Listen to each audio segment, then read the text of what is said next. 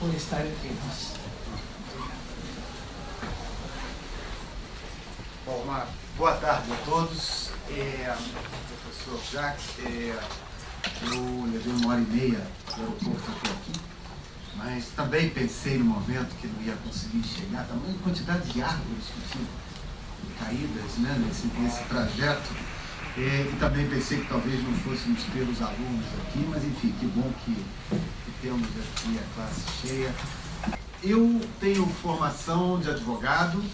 Eu me graduei numa universidade no Rio de Janeiro, depois eu fui fazer uma pós-graduação no exterior e posteriormente fui fazer outra, um mestrado em propriedade intelectual, direito da propriedade intelectual nos Estados Unidos. Mas o que aconteceu foi que eu comecei a trabalhar no escritório de advocacia, mas não estava muito contente e fui trabalhar para o governo nos anos 80. Segunda metade da década de 80. Mas não tinha uma especialização. E me jogaram no colo um tema que, olha, você que é advogado, você que tem formação jurídica, toma aqui esse tema que é propriedade intelectual, que eu tinha tido na universidade durante talvez uma aula, que eu não me lembro, evidentemente, na disciplina de Direito Comercial. Talvez o professor tenha falado um pouco sobre patentes, marcas naquela época, mas enfim, esse era o meu único contato com a propriedade intelectual que eu tinha tido até então. E foi na época de um contencioso comercial que o Brasil tinha com os Estados Unidos, na área da informática. Nós tínhamos uma reserva de mercado naquela época para a área da informática, os computadores tinham que ser produzidos aqui no Brasil. E também existia a questão do contencioso sobre a indústria farmacêutica, que naquela época o Brasil não tinha, sempre teve uma legislação de patentes, até vou falar sobre isso um pouco mais tarde, mas não tinha uma legislação específica na área de patentes farmacêuticas, processo e produtos farmacêuticos. Não existia, essa área estava excluída de patentes, isso era possível na época, passar o país, decidir não conceder patentes, não examinar patentes nessa área, farmacêutica, alimentícia e outras. Mas, enfim, então existia uma briga comercial e eu, enfim, comecei a participar desse tema e depois fui fazer um mestrado em Direito da Propriedade Intelectual fora. Voltei a trabalhar como advogado e nessa área de propriedade intelectual e posteriormente fui para a Organização Mundial da Propriedade Intelectual, que tem sede em Genebra. Então o assunto, e acabei desde então me dedicando ao tema da propriedade intelectual, foi algo, como eu falei no início, que caiu no meu colo por coincidência. Então fui para a OMP, fiquei muitos anos na Organização Mundial da Propriedade Intelectual, vim ao Brasil para assumir a presidência do Instituto Nacional da Propriedade Industrial, fiquei durante 4 anos e voltei para a organização em Genebra. Há alguns anos eu estou no Rio, que a OMP é uma organização com sede em Genebra, com cerca de 1.500 funcionários em Genebra, e ela tem 6 escritórios externos, tem no Brasil, no Rio de Janeiro, Nova York, Moscou, em Beijing, Singapura e Tóquio. E agora foi decidido na semana passada que 2 novos serão abertos, um na Argélia e outro na Nigéria. Então são os braços da organização, que a organização tem em alguns lugares do mundo para promover a propriedade intelectual. Mas voltando, então, hoje eu tenho cargo de direção na OMP, sou diplomata das Nações Unidas e sou procurador federal licenciado há muitos anos também, sem receber remuneração, evidentemente, uma licença sem vencimentos, e trabalho, então, na Organização Mundial da Propriedade Intelectual. Quer que eu fale com mais detalhes, alguma coisa? Não, enfim. Então, o que eu queria dizer para vocês trabalham em relações internacionais, economia, direito, cientista político.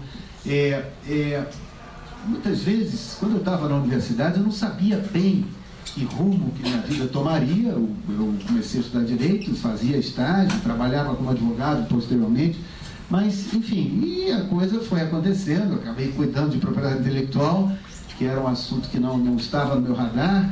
Depois fui para um organismo internacional, não trabalho como advogado especificamente nessa área, mas enfim, o direito me deu, assim como as relações internacionais, assim como a economia e tantas outras áreas, nos dão assim a possibilidade de você desenvolver e novos caminhos, de você seguir novos caminhos no futuro, né?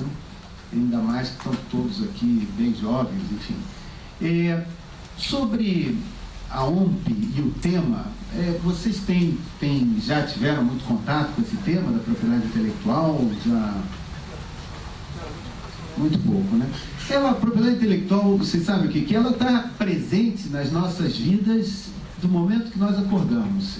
É algo que nós não nos damos conta, mas ela faz parte da nossa vida, e graças a ela nós temos uma possibilidade de ter acesso a uma série de informações, a uma série de produtos, a uma série de serviços que nos ajudam muito hoje em dia. Quer dizer, a partir do momento que nós acordamos, nós vamos escovar o dente, a pasta de dente, ela tem uma marca, ela possivelmente tem uma patente, ou já teve uma patente, a escova de dente também, a gravata que os homens usam, a roupa que as mulheres usam, os óculos, o telefone celular tem centenas de patentes, o relógio, o barbeador, tudo, enfim, tudo que nós, as roupas, né, enfim, tudo que nós utilizamos tem a propriedade intelectual. Então nós acabamos convivendo com ela e muitas vezes nem nos damos conta disso. E a propriedade intelectual, ela é muito antiga. Ela já tem mais de 500 anos que ela vem sendo aprimorada, vem sendo desenvolvida. E a primeira legislação do gênero que aconteceu foi em 1474, na antiga República de Veneza, que foi uma lei que foi adotada para proteção dos vitrais, dos desenhos. Essa foi a primeira lei uma lei substantiva que falava em prazo de proteção, que colocava limites na proteção. E depois alguns países começaram a seguir um modelo semelhante, claro, de proteger as criações intelectuais, de proteger aquilo que o ser humano desenvolve através da sua inteligência, do seu conhecimento, cria, escreve e tem que ter uma proteção reconhecida para compensar pelo esforço que ele teve em criar, desenvolver, enfim, determinado produto, participando da atividade econômica de um país, de uma região. Os Estados Unidos adotaram uma legislação em 1790, que foi a primeira lei de patentes, mas já a França logo em seguida, em 1793. O Brasil foi um dos primeiros países, foi em 1809, foi o quinto país do mundo a adotar uma legislação do gênero através de um alvará, que foi logo depois da chegada de Dom João VI aqui no Brasil. Então, o Reino de Portugal, a capital, foi aqui durante alguns anos, e então Dom João adotou o alvará, um alvará em 1809, que estabelecia a primeira legislação de patentes aqui no Brasil. Esse tema foi seguindo e cada país protegia de uma maneira, mas havia uma necessidade de que se estabelecesse um rumo, uma direção, porque as pessoas protegiam, mas não havia parâmetros, não havia bem um caminho delimitado para que todos achavam que tinham que proteger, mas não sabia como, nem de que forma. Isso foi ficando cada vez mais evidente numa feira que houve na França e outra em Viena, que vários cientistas foram convidados, mas eles tinham medo de apresentar as suas invenções, porque tinham medo de revelar o conteúdo daquilo, e você revelando, aquilo, enfim, qualquer pessoa poderia copiar, não havia proteção, não havia lei que na maior parte dos países ainda, que regulasse essa questão. Então, em 1883, em Paris, os países se encontraram, se juntaram numa conferência diplomática, adotaram a Convenção de Paris para a proteção da propriedade intelectual. claro que ela já veio sendo várias vezes modernizada, mas enfim, esse foi o primeiro pilar da proteção da propriedade intelectual que existiu no mundo. O primeiro pilar com vocação internacional. O segundo foi a Convenção de Berna, 3 anos mais tarde. Então foram os dois, com base nesses dois pilares, com vocação internacional, que todos os países começaram a adotar suas legislações, e aqueles que já tinham adotado, a modernizar as suas leis e tentar adaptá-las a essa normativa internacional. O Brasil também foi um dos primeiros signatários da Convenção de Paris, poucos anos depois. E, enfim, hoje a Convenção de Paris deixou de ter uma importância muito grande. Ela foi sendo revisada ao longo dos anos, muitas vezes, para adaptar a questão da proteção da tecnologia, por exemplo, ao desenvolvimento da tecnologia. E a última vez que houve foi há muitos anos, nos anos 60, nos anos 70, em que houve ela nunca terminou, porque os países não chegavam a acordo. Então esse tema ficou meio que no ar, suspenso. As brigas comerciais entre países aconteciam, foi aí que então eu entrei naquele momento em que havia uma briga do Brasil com os Estados Unidos, mas o Brasil tinha todo o direito de excluir, porque a Convenção de Paris dava a ele esse direito de excluir, por exemplo, a proteção patentária por um determinado tempo, que era algo que boa parte dos países desenvolvidos tinham feito naquela época, depois da Segunda Guerra Mundial. Os Estados Unidos, Japão, Alemanha, Holanda, Espanha, Itália, Suíça, a Coreia do Sul, Japão, já mencionei, vários países excluíram da proteção patentária a questão dos produtos farmacêuticos. E fizeram isso para que os laboratórios nacionais pudessem expandir a sua participação no mercado através da cópia e do desenvolvimento, da pesquisa e do desenvolvimento em cima de produtos.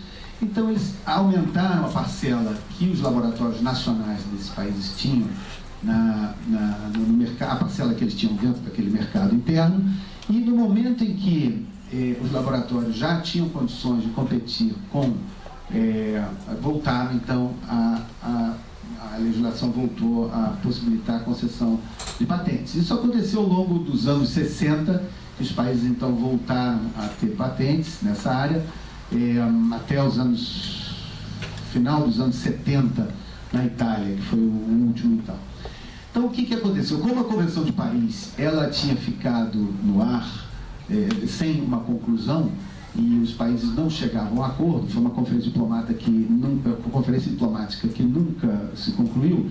Esse tema então foi levado para dentro do GATT e do Acordo Geral de Tarifas e Comércio, e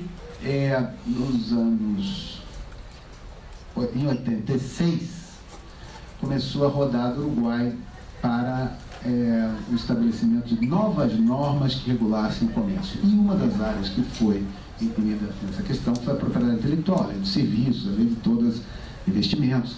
Então nós tivemos a propriedade intelectual incluída, e até que em 1994 os acordos comerciais no âmbito, as reuniões chegaram ao final. Os países adotaram vários textos para a proteção de cada uma dessas áreas, e a Organização Mundial do Comércio, que todos nós conhecemos, foi estabelecida em 1º de janeiro de 95, e com esse marco jurídico novo, que era o acordo, aqui no Brasil nós chamamos de TRIPS, e alguns países de língua portuguesa chamam de ADPIC, os países da América Latina também chamam de ADPIC. Mas, enfim, nós usamos essa sigla TRIPS, que é o acordo de direito, de proteção da propriedade intelectual, acordo comercial, enfim, agora não me lembro o que é, Trade Related Aspects of Intellectual Property and Services. E esse acordo entrou em vigor, E havia um prazo de carência para que os países tivessem que adaptar as suas respectivas legislações nacionais a essa nova norma jurídica. Não era mais a Convenção de Paris, nem a Convenção de Berna, e sim esse acordo comercial, esse acordo TRIPS, que estabeleceu um novo patamar, que aumentou a proteção e incluiu alguns novos dispositivos para regular essa proteção, mas ele principalmente visava fazer com que os países harmonizassem as suas respectivas legislações nacionais. Então, os países tinham um prazo para que essa legislação fosse adaptada. Os países desenvolvidos tinham 1 ano, os países em desenvolvimento teriam esse 1 ano mais 5, e mais 5 no caso de países que não tivessem proteção patentária em alguma área, por exemplo, que era o nosso caso, mas, enfim, a nossa sociedade, o nosso governo, junto com o nosso Congresso, decidiram e aprovaram, então, a nova legislação da propriedade intelectual. Foi adotada em 1996, a Lei de Propriedade Industrial 9279, que entrou em vigor 1 ano depois, e o Brasil adotou toda a normativa TRIPS já, então, de imediato. Não quis fazer jus a esses prazos alongados, por exemplo, que a Índia adotou, que estendeu a possibilidade de não ter patentes farmacêuticas, por exemplo, até um pouco mais tarde do que foi o caso aqui no Brasil.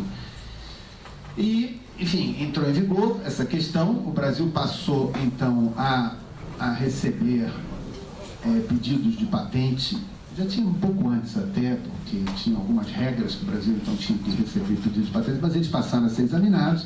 Alguns dispositivos foram incluídos na nova Lei de Propriedade Industrial do Brasil, o Pipeline, que era a possibilidade de apresentar pedidos de patentes anteriores que tivessem sido apresentados antes de 1º de janeiro de 95, que era a data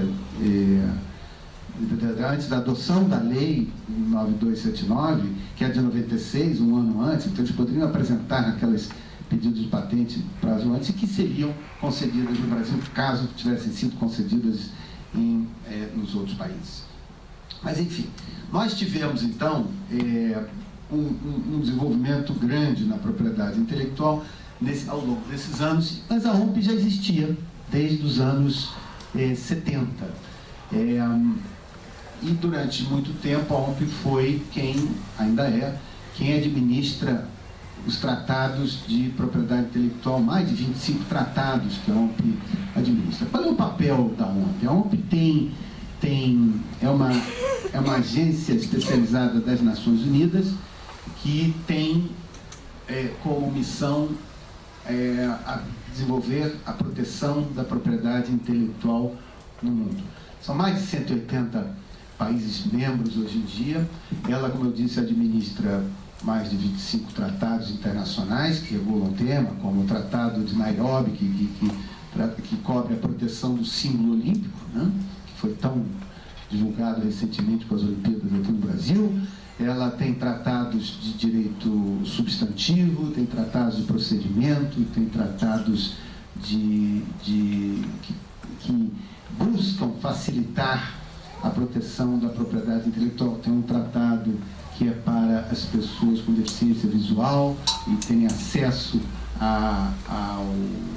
às obras literárias, e é um acesso mais facilitado, para que elas possam, enfim, absorver todo aquele conhecimento que elas têm direito e devem. São vários tratados, né, de patentes, de marcas, desenhos industriais, indicações geográficas, direito autoral. E essa é uma das áreas, administrar esses tratados e promover a discussão para a adoção de novos tratados. É um dos trabalhos que a OMP tem. Outra questão é a questão de dar assistência técnica aos países na elaboração de legislações e também para promover o conhecimento da propriedade intelectual, para fazer com que eventos aconteçam no mundo inteiro sobre esse tema, para que a noção, o conhecimento dessa área seja... Então, são basicamente essas 3 áreas. Mas a OMP tem um diferencial grande das outras agências das Nações Unidas, que ela é uma instituição que, diferentemente de todas as outras, e eu até vi que vocês tiveram aqui aulas com pessoas da Unesco, de outras agências das Nações Unidas, a OMP não sofre esse problema de falta de recursos. Falam que a OMP é uma organização rica. Na verdade, ela não é uma organização rica, mas ela presta serviços para o setor privado e ela é autossuficiente. Ela tem um budget considerável, claro, um orçamento considerável, mas uma reserva considerável, mas não é uma organização rica de forma alguma. Como ela presta serviços ao setor privado, eu já vou explicar de que forma, ela atua como um pouco diferente das outras, sem depender da contribuição dos Estados-membros. A Unesco, há alguns anos, os Estados Unidos, por uma diferença entre os países membros, decidiram simplesmente pararam de pagar cerca de 25%, um quarto de todo o orçamento daquela organização. Na OMP, hoje ela responde, a contribuição dos países membros cobre apenas 4% de tudo que é gasto pela OMP. 96% vem do setor privado, por esses serviços que a OMP presta para as empresas. Há alguns anos, em 1994, inclusive, a OMP propôs aos países membros, na Assembleia Geral, que essa contribuição deles fosse abolida ou suspensa, e os próprios países não aceitaram. Não aceitaram porque a maior parte contribui com um valor muito pequeno, mas não aceitaram porque seria uma maneira de continuar exercendo um controle maior, que, afinal de contas, sobre o papel da organização, que afinal de contas é uma organização internacional com países membros, intergovernamental. Ela é member-driven, né? Member-driven, ela é dirigida pelos países membros. Ela só pode fazer aquilo que os países membros querem. Ela tem que atuar nas áreas e os países pedem. Ela não pode provocar discussões, ela até provoca em discussão com os países membros, mas ela não pode conduzir a proteção da propriedade intelectual como ela queira, por um caminho que ela queira. Ela tem que responder à demanda de todos os países e levar em consideração o que os países querem. A OMP, o secretariado da OMP, o diretor-geral da OMP, tem que atuar como um broker, né, entre os países membros. A organização tem que identificar maneiras dentro do sistema multilateral, maneiras para que o sistema possa, da propriedade intelectual como um todo, possa desenvolver de acordo com o interesse dos países membros. Lógico que dentro do multilateralismo isso é muito mais complicado. Existem países muito ricos, países muito pobres, países muito grandes, países pequenos, países com todas as tradições culturais, religiosas, jurídicas, econômicas, de modelos econômicos diferentes. Então, os interesses são muito mais variados. Mas quando há um desenvolvimento no sistema multilateral, ele é um desenvolvimento muito mais sólido, muito mais forte, e que, então, ele acaba comprometendo, ou acaba ligando todos os países, obrigando todos os países a seguirem, né? Hoje existem muitas, na área da propriedade intelectual, como todas as áreas, mas na área da propriedade intelectual, existem países que seguiram um caminho para tentar fortalecer a proteção em algumas áreas. Mas quando essa discussão ela acontece dentro da OMP, ela leva em consideração, então, por exemplo, alguns países, como os Estados Unidos, os países europeus, o Japão, a trilateral, eles se juntaram para tentar impor uma agenda que viesse a acelerar o desenvolvimento do tema. Por outro lado, então, alguns países em desenvolvimento, como o Brasil, como a Argentina, o Egito e alguns outros, tentaram colocar um freio nessas discussões acontecendo dentro da OMP e introduziram a Agenda para o Desenvolvimento, que é um princípio já adotado nas Nações Unidas desde muito, e para fazer com que a propriedade intelectual ela fosse mais flexível, fazer com que a propriedade intelectual cumpra com a sua função social, que é qual é a função social da propriedade intelectual? Quer dizer, ela tem que cumprir uma função social, não é somente você proteger um determinado segmento, um determinado produto farmacêutico, vamos usar esse exemplo aqui, em benefício de quem produz. Mas ela também é importante, dentro da função social da propriedade intelectual, que aquela empresa que produz, aquele laboratório que produz, tenha proteção até para que a propriedade intelectual possa exercer a sua função social, que é melhorar a qualidade de vida das pessoas, curar determinadas doenças, ajudar a aliviar o sofrimento das pessoas, isso em todas as áreas.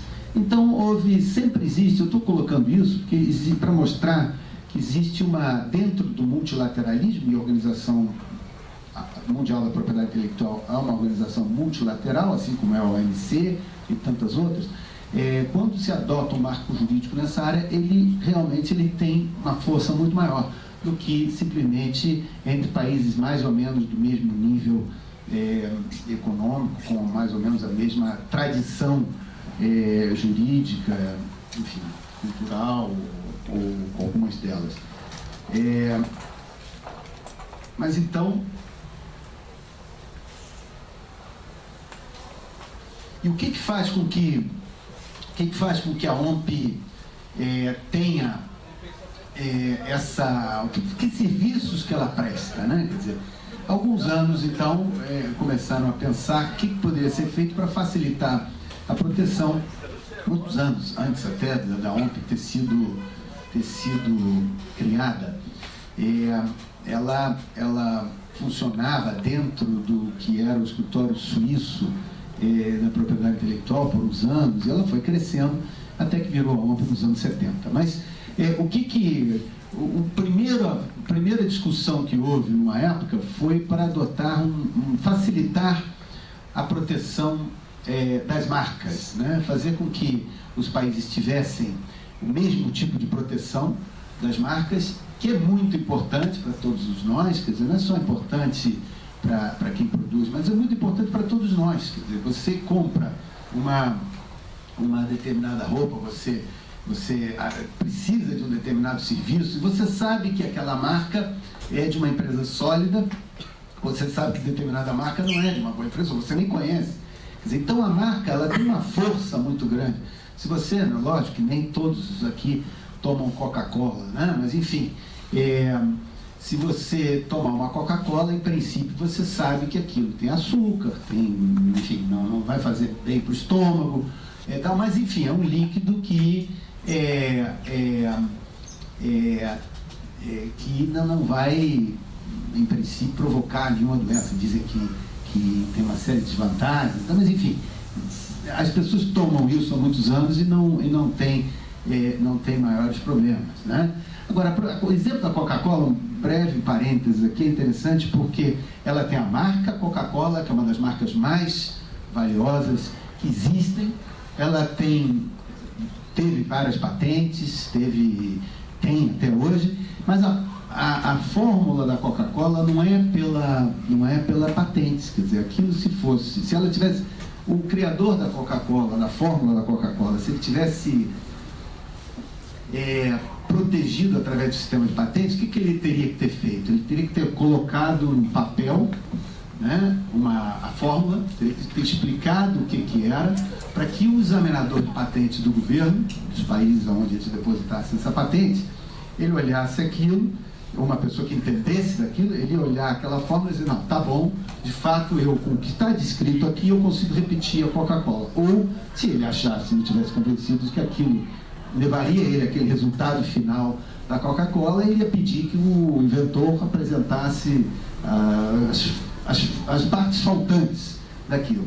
Então, isso, quando alguém pede uma patente, ele vem, descreve tudo aquilo, coloca no papel, faz com que isso aqui é publicado nos países onde a patente é apresentada, toda aquela fórmula teria sido apresentada para que qualquer pessoa pudesse copiar, mas a patente, ninguém ia poder repetir aquilo até o final da validade da patente, que naquela época era 17 anos em alguns países, 14 em outros, e hoje em dia é 20 em todos os países. Mas, enfim, no caso da Coca-Cola, eles não fizeram isso, né? Eles teriam revelado a fórmula da Coca-Cola. Eles foram pela proteção do segredo de indústria, o segredo de comércio, né? E que trade secret, que se chama, e que ele só não pode ser apropriado, roubado, né?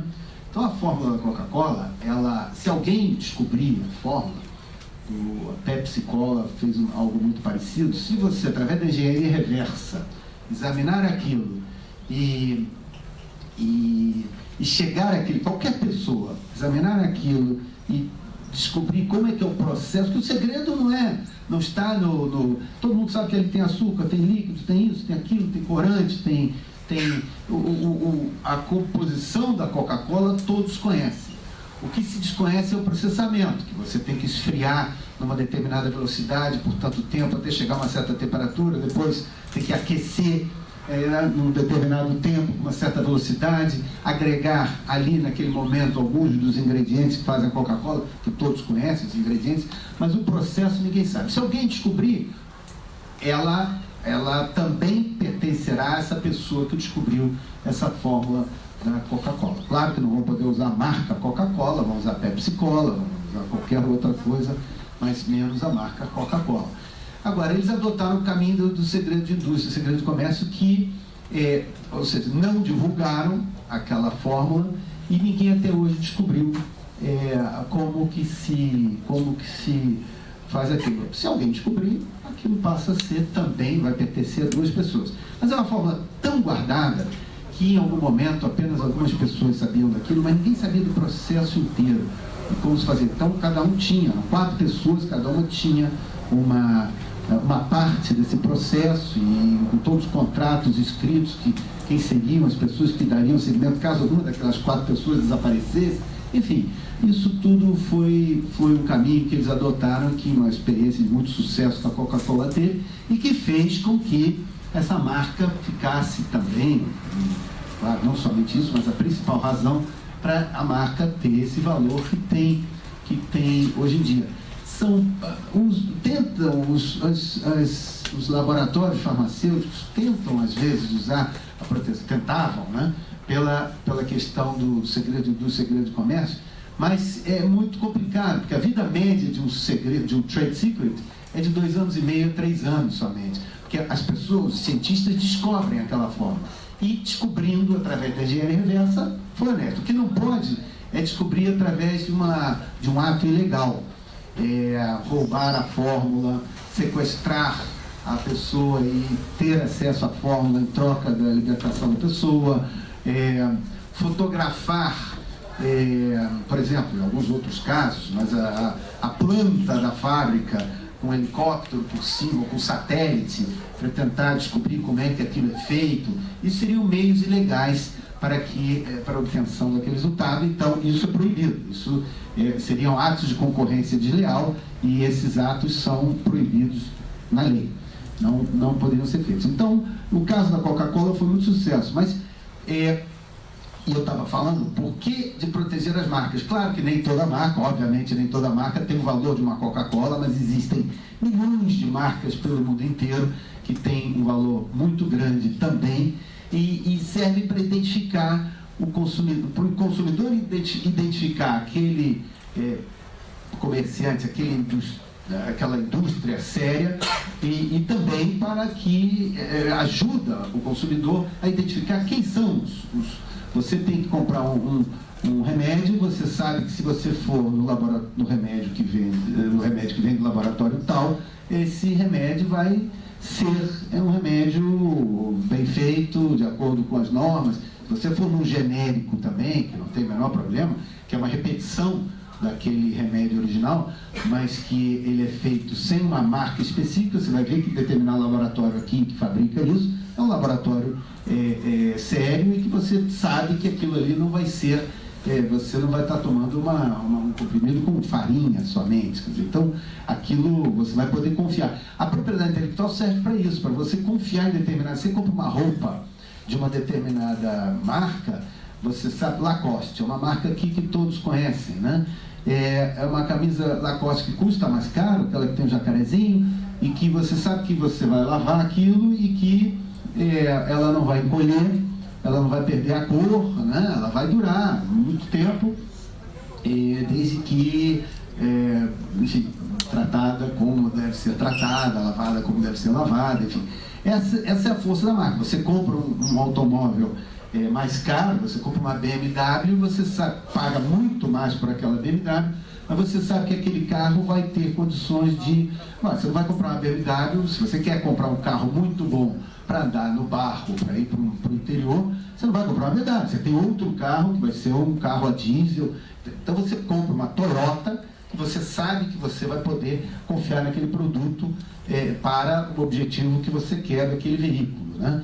Então a marca é isso, ela cria um vínculo entre nós com aqueles produtos que nós queremos. Você vai num restaurante, você sabe que você vai comer bem naquele lugar, você tem dúvidas, você põe gasolina num posto que tem uma bandeira, você sabe que aquele posto, em princípio, ele tem determinados controles e ele não vai vender gasolina batizada.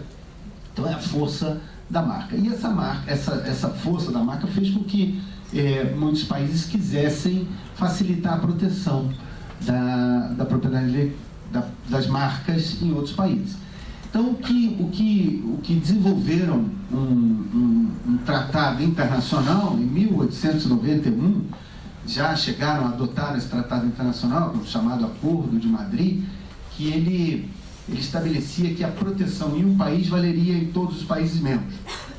E aí, esse tratado, vários países da Europa entraram, os países do norte da África, o Brasil entrou e saiu, Tunísia, México entraram e saíram alguns anos depois. Mas, basicamente, esse tratado, Acordo de Madrid, ficou com os países da Europa continental, sem o Reino Unido, sem os escandinavos, e com os países do norte da África. Então, foi um tratado de muito sucesso que fez com que as empresas desses países claro, tem um tratado internacional, os nacionais só poderão se valer dos benefícios desse acordo, os nacionais daqueles países que são membros, né? Então, os nacionais, as empresas desses países membros, elas se valeram disso por mais de 100 anos, protegendo nos outros países a um custo muito mais baixo e tal. Mas aí, ele era um tratado de muito sucesso, mas os países membros desse tratado, eles queriam expandir. Não adianta, isso aqui nós só temos países da Europa continental e mais os países do norte da África, com a Coreia do Norte também era membro desse tratado, sempre foi membro desse tratado, Cuba também sempre foi membro, enfim, basicamente esses países, eram cerca de 25 países parte desse, e decidiram então introduzir algumas flexibilizações. Posso tirar o paletó? Se beneficiar desse tratado, e também as empresas europeias ou da África do Norte pudessem proteger as suas marcas nos outros países. Então a discussão começou no século passado, né, nos anos 70, 80, até que em 1989 adotaram uma revisão daquele acordo anterior, que era ainda muito rígido, e por isso que só ficou com 20 e poucos países membros. Então adotaram entrou em vigor em 96, hoje em 1996, hoje 2016, tem 115 países, esse tratado cobre uma região com 115 países. O que era antes algo restrito aos países da Europa continental e do norte da África, hoje em dia é um tratado que tem países de diversas partes do mundo, praticamente toda a Europa, a América do Norte, praticamente toda a África, muitos países na Ásia e na Oceania, e aqui na América Latina não, ainda não. Aqui só 4 países que fazem parte desse tratado, mas depois, se vocês quiserem, a gente fala sobre isso. Mas eu quero dizer o seguinte, isso foi um desenvolvimento nessa área para que as empresas pudessem proteger as suas marcas em outros países, e faz parte do desenvolvimento do sistema da propriedade intelectual. A mesma coisa, você tem o exemplo de marcas, mas a mesma coisa aconteceu com patentes. Voltando atrás rapidamente, na Convenção de Paris, quando eu falei que ela foi adotada em 1883, ela adotou um dispositivo, que é o direito de prioridade, que fez com que a propriedade intelectual ela pudesse ser aplicada em vários lugares, né? Porque para uma patente, quando você inventa alguma coisa, essa patente você tem que inventar, você só pode ter a proteção daquela patente se você inventar algo absolutamente novo, absolutamente diferente, que não faça parte de tudo que já existiu naquele setor específico, né? É uma contribuição nova que você traz à sociedade e, em contrapartida, você vai ter do Estado a garantia de que só você vai poder usufruir, ter a posse e usufruir aquela propriedade, né? Então, a propriedade industrial é um pouco como nós falamos na semana passada. Você tem uma posse de um apartamento ou de um terreno, fazenda, um sítio, só você que pode ter acesso àquele apartamento, àquele sítio, àquele terreno, ou pessoas que você convidar para entrar. Ninguém vai poder invadir a sua propriedade. Então, a propriedade intelectual também ela cobre a proteção dos bens imateriais, intangíveis, algo que você não consegue. Essa mesa, ela pertence à USP. Nós podemos usar porque nós somos aqui os estudantes ou convidados e nós podemos então usar. Mas você não vê a propriedade intelectual, você não vê aquela...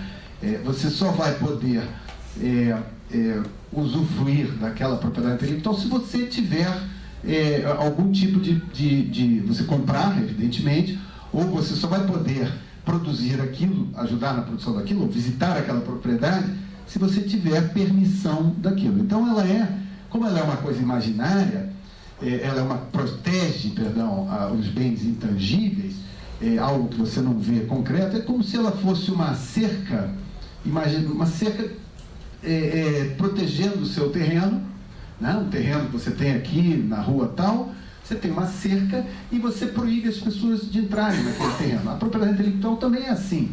A pessoa descreve tudo num papel, como que ela fez, como que ela desenvolveu aquele produto, e ela entrega para o Estado examina aquilo e diz assim, muito bem, aqui está tudo descrito, perfeito, você vai ter 20 anos, a partir do dia que você apresentou isso aqui, você vai ter o direito a só você explorar comercialmente essa contribuição que você fez.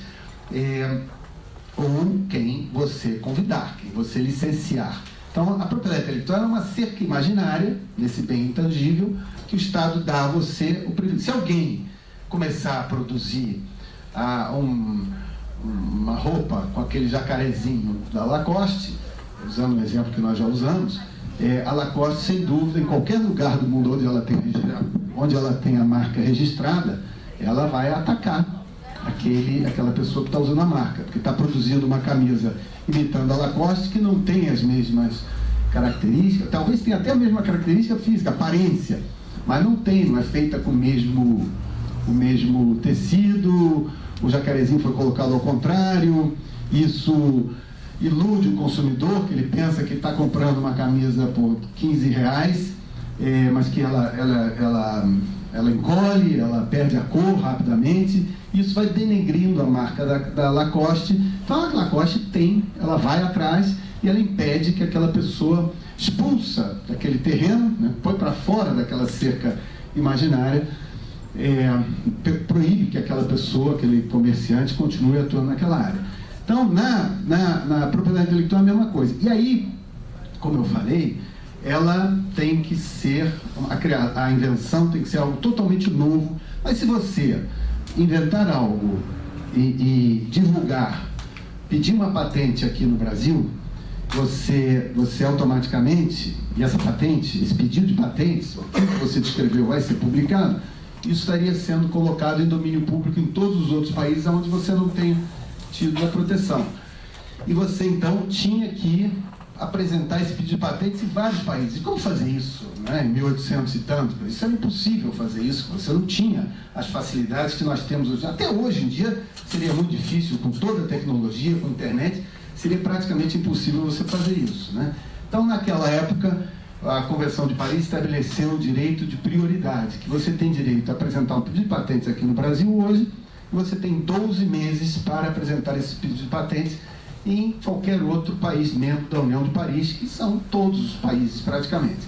E você tem esse prazo de 12 meses, que é o prazo que você teria para avaliar, para ver se realmente essa invenção é boa, se você consegue parceiros para poder produzir aquela sua invenção, você tem um prazo maior para pensar. Isso possibilitou, foi isso que fez com que o sistema da propriedade intelectual pudesse prosperar, porque, como eu falei, era impossível proteger em vários lugares ao mesmo tempo. Mas, claro, o sistema foi se desenvolvendo muito. E veio, nos anos 70, o Tratado de Cooperação em Matéria de Patentes, que adaptou esse dispositivo da Convenção de Paris de 1883, e nos anos 70 ele já estendeu isso para 30 meses, ele criou outras figuras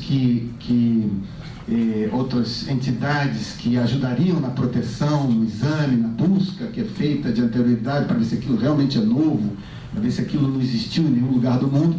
E aí esse tratado facilita a proteção de todos aqueles titulares, todos aqueles dos inventores, né? E esses dois, por exemplo, esse Acordo de Madrid, esse Protocolo de Madrid, o Acordo de Madrid, que é muito anterior à OMP, e o PCT, que foi desenvolvido no âmbito da OMP, o Acordo de Madrid, que foi modernizado também no âmbito da OMP, isso é administrado pela OMP. Então a OMP presta serviço, ela cobra, é claro, por cada pessoa que deposita uma marca no exterior, através desse sistema, que é um sistema que faz com que a proteção seja muito mais barata. Nós, no Brasil, ainda não temos acesso a esse sistema. Então, as empresas brasileiras que queiram proteger fora, elas têm que, pelo sistema antigo, pelo sistema tradicional, muito mais caro. As empresas dos países que são membros desse Acordo de Madrid, Protocolo de Madrid, elas podem proteger nos outros países a um custo muito menor. A mesma coisa com o PCT, o Tratado de Cooperação em Matéria de Patentes, que tem a sigla PCT, que é a sigla em inglês, que faz com que os nacionais dos países membros do PCT, e aí sim o Brasil é membro fundador do PCT, foi um dos primeiros signatários desse acordo, eles podem ter mais condições, de se valer mais de ter alguns benefícios para que as empresas poderão utilizar esse sistema PCT, então elas poderão ter mais tempo para decidir se elas querem proteger em outros países, 30 meses, elas vão saber se o direito de prioridade da Convenção de Paris deu 12 meses, para que as empresas pudessem refletir e ver, conseguir parceiros, investir naquilo, para ver se vale a pena, se aquilo de fato é novo, porque não pode ter sido objeto de uma patente ou de um artigo científico em nenhum lugar do mundo. A patente ela tem que ser algo totalmente, uma criação, tem que ser um desenvolvimento, um produto único, que realmente ele nunca fez parte de nenhuma publicação, de nenhuma patente. E são milhões e milhões e milhões de patentes que são pedidas, sempre foram pedidas desde sempre. E tudo que foi objeto de patente, hoje em dia está no domínio público. Tudo que foi, enfim, claro, as patentes são válidas hoje em dia por 20 anos, mas tudo que foi apresentado há mais de 20 anos, quase tudo, está em domínio público hoje em dia. Então esse PCT ele deu um prazo maior, então as empresas têm as pessoas, os inventores têm até 30 meses para poder 30 meses para poder decidir se vão apresentar, se vão ter esse investimento pesado para proteger os outros países. Então são todos tratados que a OMP administra e que com isso, com cada patente internacional feita pela via PCT, cada marca feita pela via Madrid, cada desenho industrial feito pelo Acordo da Haia, cada indicação geográfica depositada pelo Sistema de Lisboa, tudo isso, e a OMP também tem um centro de mediação e arbitragem. Ao invés das empresas recorrerem aos tribunais, elas recorrem ao Centro de Mediação e Arbitragem da OMP, que é feito Está em Genebra, como eu falei, mas ele é um centro que usa expertos locais em todos os países. Os procedimentos se dão na legislação, segundo a legislação do Brasil, quando acontece aqui no Brasil, segundo a legislação de Burkina Faso, quando acontece lá, da Austrália, da Rússia, enfim, de qualquer país que as empresas que se submetem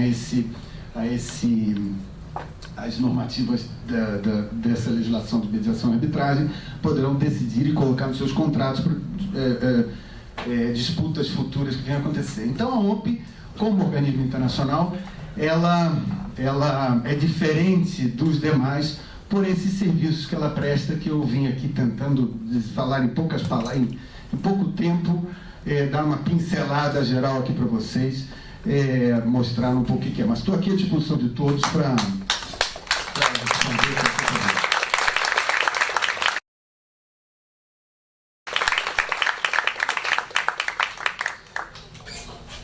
José Graça Aranha passou 2 semanas em Genebra, que ele voltou no domingo, está aqui conosco. Eu quero te agradecer. Eu sei que quando alguém sai da base por um tal período de tempo, volta e sempre tem uma agenda acumulada, por isso eu te agradeço a presença.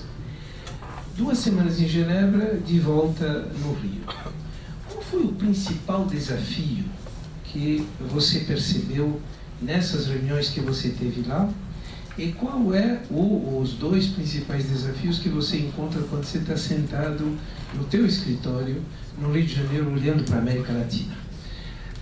Enquanto se pensa nessas respostas, eu queria já registrar perguntas que eventualmente poderão surgir, e daí nós faremos as perguntas em baterias de 3.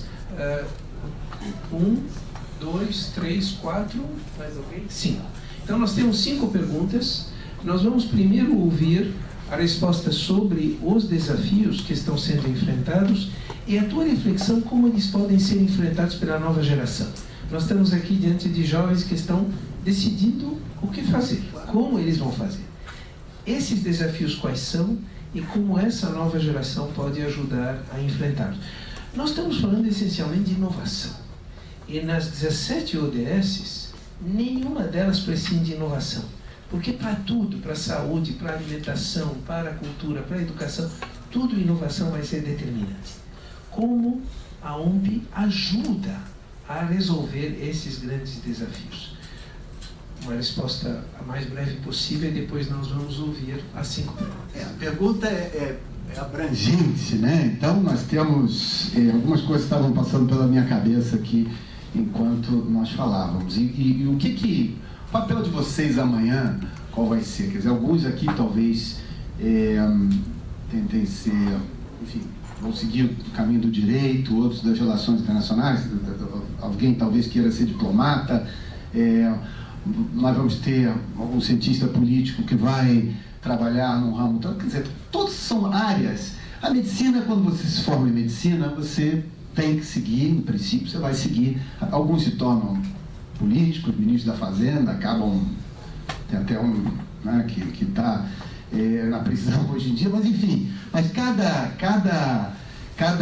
temos aqui uma grande, um leque de opções pela frente que todos vão ter na vida e que vocês, sem dúvida, sempre estarão lidando com a propriedade intelectual, mesmo sem ter muita noção disso. Quer dizer, e a inovação é muito importante. Houve acho que até eu mencionei esse exemplo, a propriedade intelectual ela ajuda a que nós tenhamos uma vida melhor. Então, por exemplo, hoje, nos países do hemisfério norte, você precisa de calefação, né? nas casas, nas residências todas, é preciso ter calefação. Isso que, claro, já houve várias patentes na área de calefação, muitas patentes. Então você tinha, até recentemente, a calefação por óleo diesel. Você tinha uma máquina grande em casa, você tinha que comprar o óleo diesel e colocar ali uma vez por ano, uma vez a cada 6 meses, abastecer aquilo e aquilo aquecia a casa. Outro modo de aquecer a casa era com gás. outro com lenha, né? Desde muito antes a lenha. A questão elétrica, você tem uma série de radiadores elétricos que consomem muita energia é cara. Então começaram a pensar em maneiras que ao longo do tempo pudessem primeiro substituir a madeira, né? Você ter a madeira, uma lareira ou uma calefação a lenha em casa, depois foram desenvolvendo e aí recentemente descobriram que inventaram um novo e conseguiram a patente disso, evidentemente, uma máquina que você coloca, custa muito caro, você coloca em casa e você perfura o chão, né? 70 metros, 80 metros, 120 metros nos países do hemisfério norte, e você injeta água, puxa a água, e essa água vem quente, e a água então serve para abastecer toda a casa, não só o banho quente, mas também para esquentar toda a casa, né? A um custo muito menor. Então, por exemplo, aqueles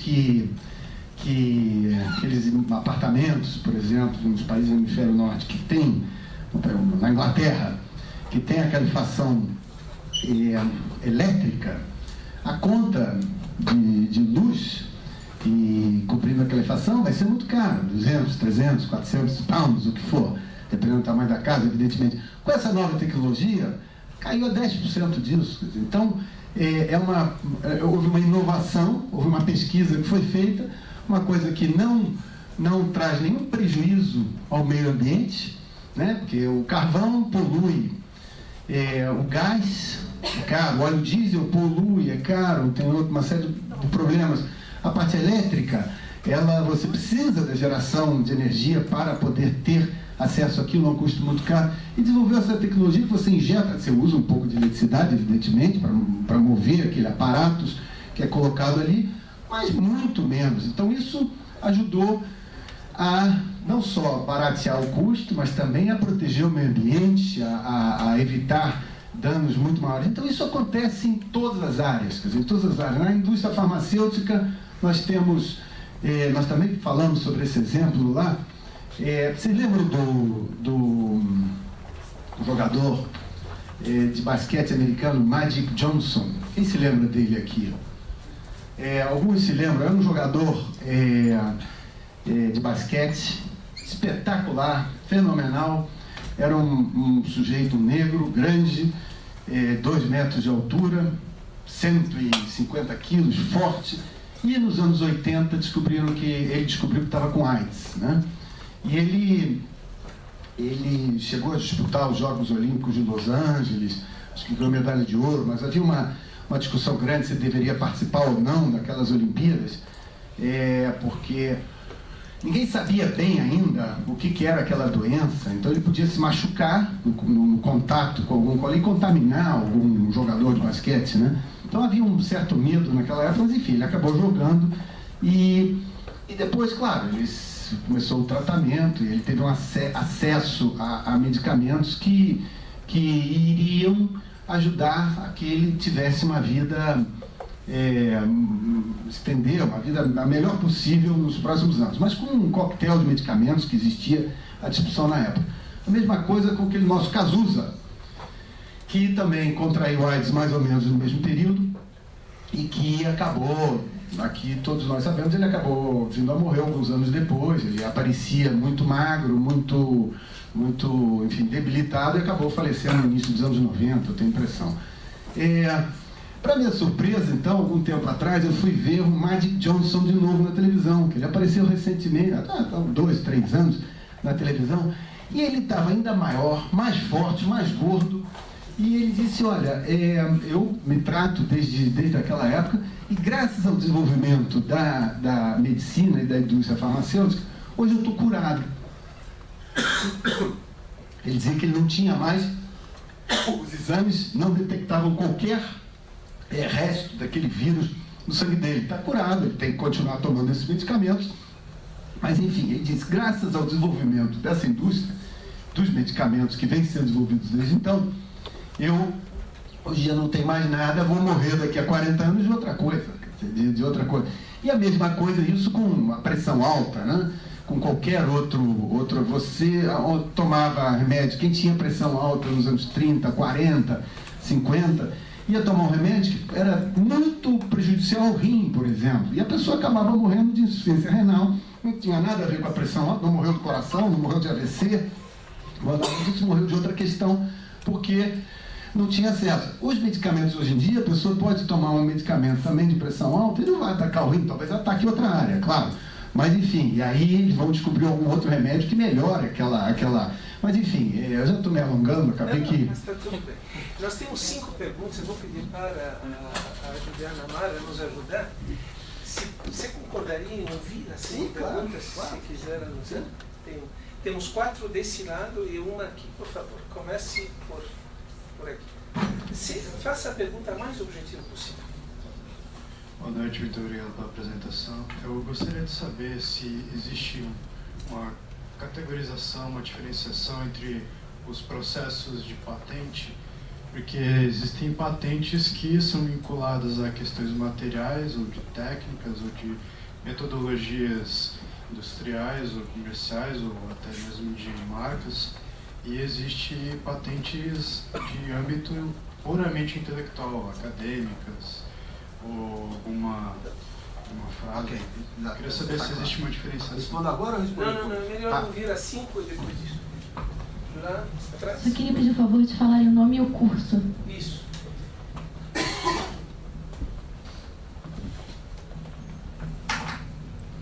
Boa noite, eu sou o Luca, de Engenharia de Produção. E eu queria saber um pouco sobre aquelas empresas que fazem o seu lucro em torno de vender patente e ficar criando patente. Como que você vê isso? Como controla? E não sei se é cabível aqui. Tá bem.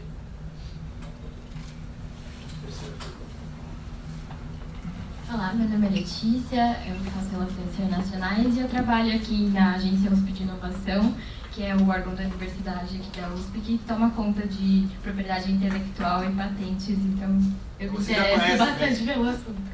E eu queria saber, porque essa agência ela também toma conta de transferência de tecnologia. E eu queria saber se a OMP também atua nessa área de transferir tecnologia, principalmente dos países mais ricos para os países mais pobres, para que eles possam se desenvolver, enfim, e auxiliar de alguma forma no seu desenvolvimento. Obrigada. Quarta pergunta desse lado. Tem mais? Sou o Fábio da Geologia, aqui da USP. Eu queria saber como é que são os processos para tratar os produtos, as tecnologias que chegam. Dizendo assim, vocês lidam muito com consultores, ou vocês têm esse pessoal para tratar nessas diferentes áreas, para garantir também imparcialidade dos processos, das seleções, das avaliações? Boa noite, meu nome é Felipe, eu sou do curso de Economia daqui da FER, e eu gostaria de saber como a OMP sugere que os países conciliem o interesse público com a defesa da propriedade privada em caso de quebra de patente, como a gente vê aqui no Brasil nos anos 90, da quebra do patente do coquetel da AIDS.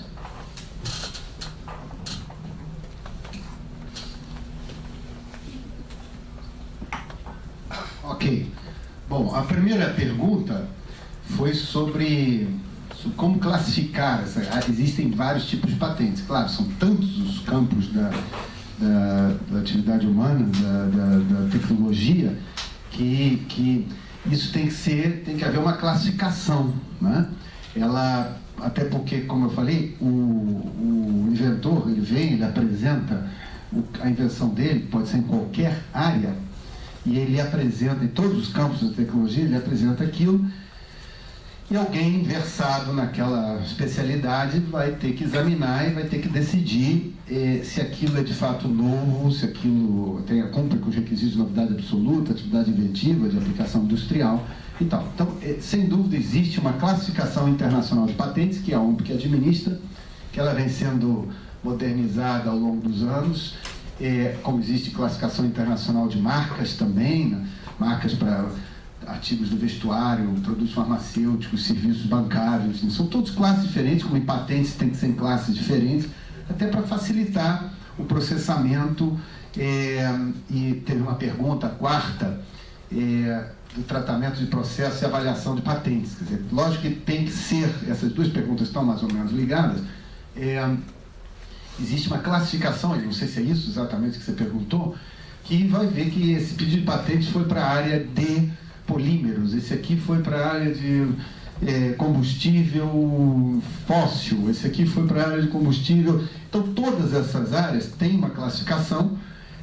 Os INPIs avaliam as patentes de acordo com essa classificação internacional, que é padronizada, a maior parte dos países seguem essa classificação e decidem, então, com base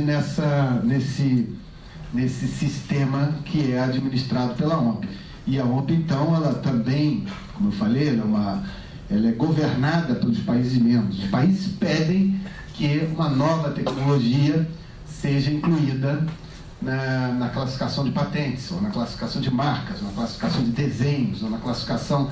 Enfim, todas essas áreas são divididas para que os examinadores, não só os inventores, possam tentar proteger a sua invenção numa determinada área específica, como os examinadores possam também examinar aquilo e o Estado, então, possa decidir se concede ou não aquele direito. Eu não sei se eu respondi a pergunta de vocês dois, mas a questão do tratamento dos processos, avaliações de patentes, isso ela existe, é claro, e isso que o inventor ele descreve aquilo, e o examinador tem a obrigação de ler aquilo reivindicação por reivindicação, palavra por palavra, reivindicação por reivindicação, e tomar uma decisão no final. Esse exercício ele é feito em todos os países, só que esses tratados internacionais, como o PCT, que eu mencionei aqui, eles facilitam isso, para evitar que o examinador aqui tem que fazer na Argentina, na Bolívia, no Sudão, na Rússia, na Ucrânia, todos façam isso.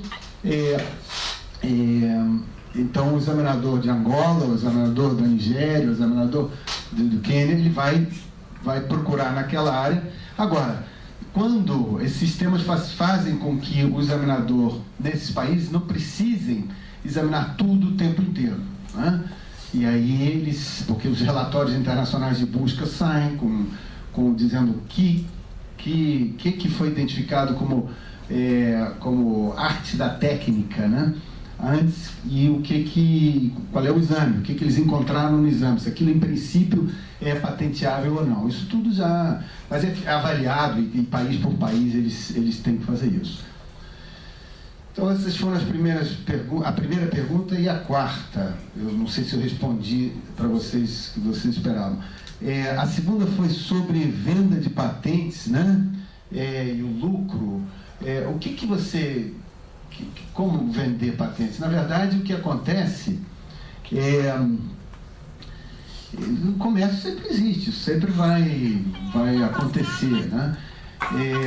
Lógico que se uma determinada invenção ela foi obtida, se eu vejo que você está desenvolvendo um produto, né, e você protegeu esse teu produto e depositou isso no INPI aqui do Brasil, e eu que sou de um outro país, do Paraguai, e vejo que você não protegeu no Paraguai, eu posso tentar...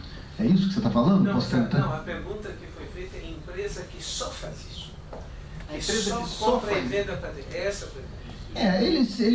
O que acontece, se você inventa alguma coisa, você vai e você pode licenciar. Você não tem a capacidade, por exemplo, teve um inventor americano que ele desenvolveu o sistema de para-brisa. Não sei, os mais novos não sabem o que é isso, mas os mais velhos aqui sem dúvida. O para-brisa ele funcionava, você puxava aquele pino no painel do Fusca, ele era pequeno, ele funcionava assim, aí você tinha que desligar para ele parar, quando a chuva não estivesse tão forte. A chuva estava forte de novo, você ligava de novo, e ele numa velocidade só. Então aí alguém veio e inventou, isso foi um objeto de uma patente que foi válida por 20 anos, ou 17 anos na época, enfim, por um determinado tempo.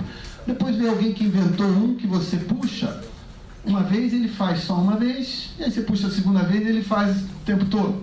Já era uma nova patente.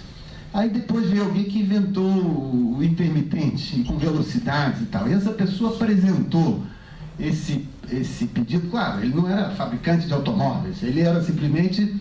ele desenvolveu um motorzinho com uma tecnologia especial para incluir aquilo nos carros. Então ele foi numa grande... das grandes produtoras de automóveis, se eu não me engano ele foi na GM ou na Ford, não me lembro disso, Mas ele foi numa dessas duas e ofereceu o produto, por escrito, tudo certo. 6 meses depois ele recebe uma resposta negativa: não, o seu produto não nos interessa. E mais 6 meses os carros daquela empresa estavam, incluíram aquela invenção dele. Temporizador, para-brisa intermitente, né?